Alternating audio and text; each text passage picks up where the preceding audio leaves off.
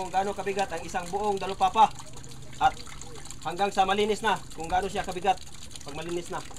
So, ikilo natin mga amigo, kung ilang kilo kaya to. Ang isang buong dalupapa. Oh, laki mga amigo. Kasya kaya to sa 10 kilo na timbangan. Ah.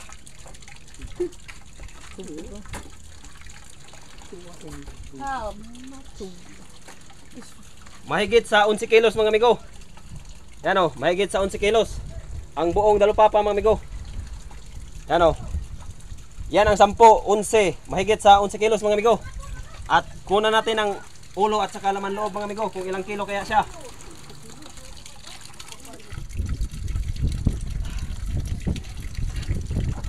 Ganito lang mag ano mga amigo. Kuha ng ano.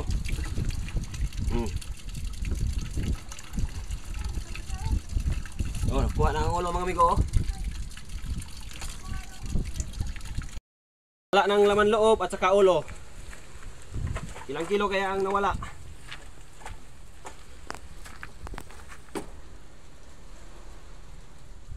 Mahigit sa 8 kilo. Yan o, mahigit sa 8 kilo mga amigo. At kunan natin ang balat at saka pakpak kung ilang kilo kaya siya, kung malinis na. Ito na. Ganito lang ako maglinis ng dalupapa mga amigo.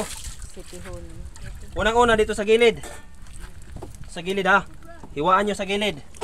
Sa kabila din, magkabilang kilid. Oh, yan. Katapos, ito, ganyanin nyo sa gilid.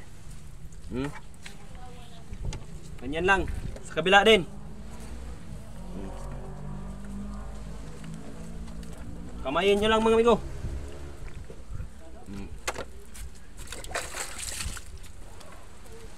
Ito, pagkatapos doon sa gilid, dito naman sa gitna. Yan o.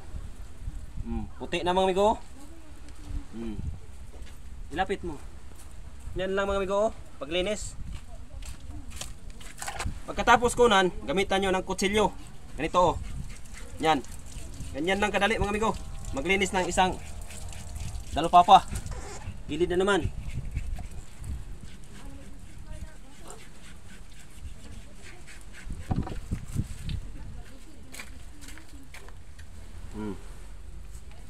Ang sobra mga amigo, itong sobra, kunin nyo.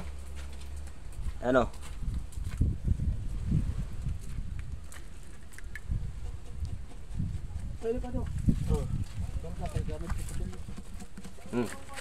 Na. Hoy harap mga ulam jo. Para to gipagtigom pa na mo. Uma. Mga amigo, tapos na. Dito sa likod, ganyan lang paglinis. Ito sa likod, oh. Ganun lang kadali mga amigo. Maglinis isang buong dalupapa. Okay, dito natin malalaman mga amigo kung ilang kilo ang isang malinis na dalupapa. Oh, yan lang mga amigo. Mahigit sa 6 kilos lang. Mula sa buo, mahigit sa 11. Kinuna ng ulo, mahigit sa 8 kilo. Pag malinis na, ito yung resulta mga amigo. Pag malinis na, mahigit sa 6 kilos. 6. Yan mga amigo. 6.8. 6.8 kilos. Mga amigo. Okay, ito mga amigo. At yun lang mga amigo. Thank you for watching. Salamat.